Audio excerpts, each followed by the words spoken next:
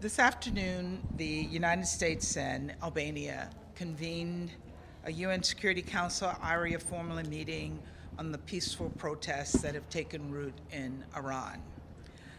I was deeply moved by Dr. Ibadi and Nazanin Boyadi's powerful testimonies, and I was heartened that the Special Representative Raymond and so many member states joined us at this meeting. Together, we condemn the Iranian government's brutal crackdown on peaceful protesters.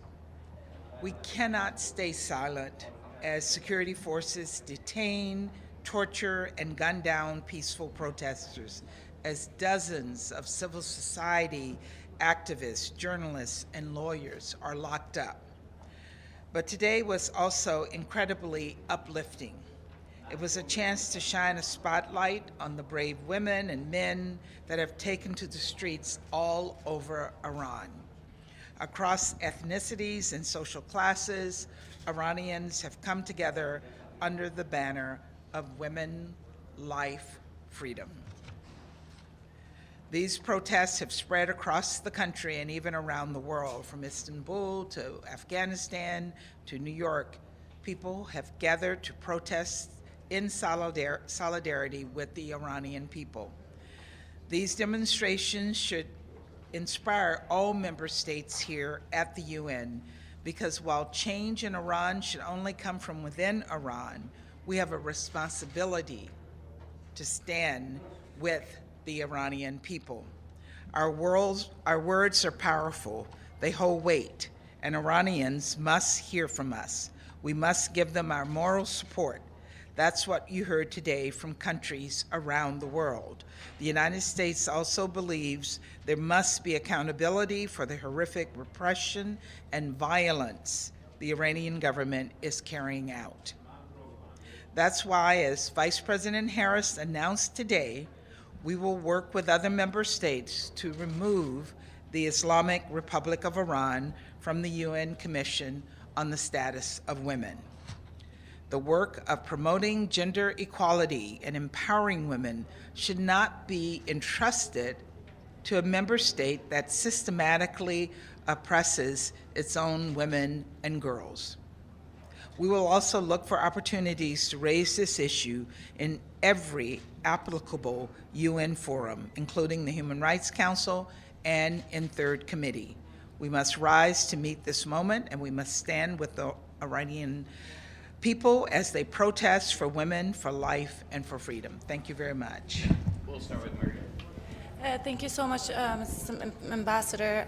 As you heard at the Arria-formula meeting, Mrs. Shireen Ebadi asked that Iranian people are asking the United States to not sign any deal that is going to help the regime to stay in power for longer. That is what people of Iran want. That is what Mrs. Shireen Ebadi said. What is your answer to people of Iran who are protesting on the streets in Iran and they are losing their lives? And what is your message to women of Iran? Well, we support them. We support them in every way possible. What we're focused on right now are the brutal attacks that are taking place on the streets of Iran. We're focused on the Iranian government providing weapons to the Russians to kill Ukrainians. That is the focus of our attention today, as well as in the coming weeks. Hi, thank you, Ambassador. My name is Ibtisam Azim from Al Arabi Al Jadid newspaper. Two questions.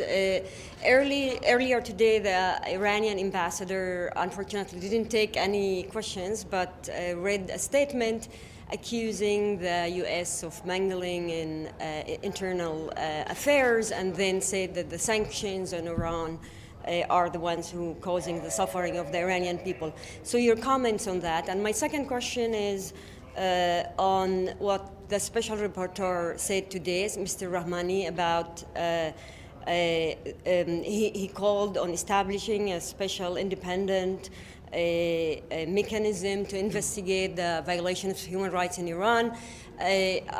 How do you want to support that? Are there specific steps you are taking to work on that? Thank you. Good. As far as what the Iranian ambassador had to say, I really have no comment on that.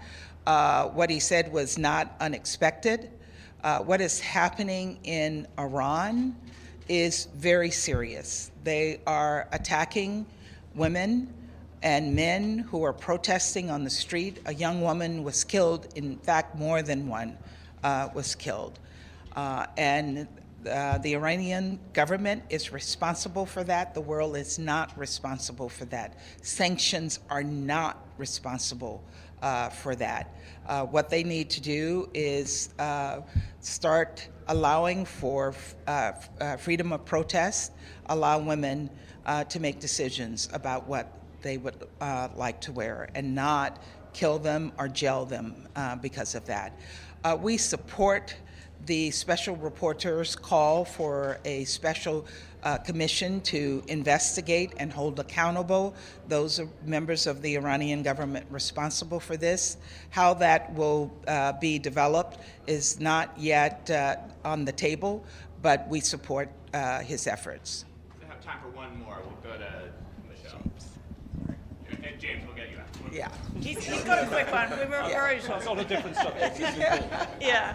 First of all, just a quick sort of procedural follow-up. How do you go about getting Iran off CSW? Is it a vote in ECOSOC? Sorry. Is it a vote in ECOSOC that is required to oust them from the CSW, or do you need to go to the GA?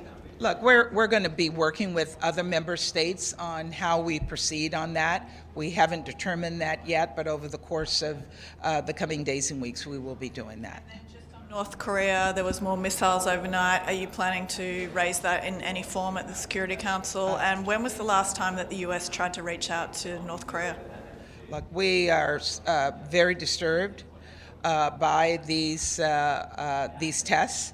I'm told it's the largest number in history, so certainly we will be asking to engage with other Security Council members on a way forward in dealing with this. And I didn't hear your last question. Time that the United States reached out to North Korea to try and talk to them? Well, I think you know that was during the Trump administration, but we have made clear since the beginning of this administration that we're open to dialogue with the government of DPRK. They just need to accept that openness. Ambassador, finally from me, rarely from me a good news question, but possibly this is good news. The news coming out of Pretoria, those talks on Ethiopia, there seems to be a cessation of hostilities. Can we get your reaction? I am delighted to hear that these talks have led to a cessation of hostilities. This is an important movement because what it means is that lives will be saved. We don't know what the next steps are, but we support the efforts of South Africa, Kenya, and the AU, as well as the UN, to find a way forward to end this horrific war in Ethiopia. Thank you. Ambassador.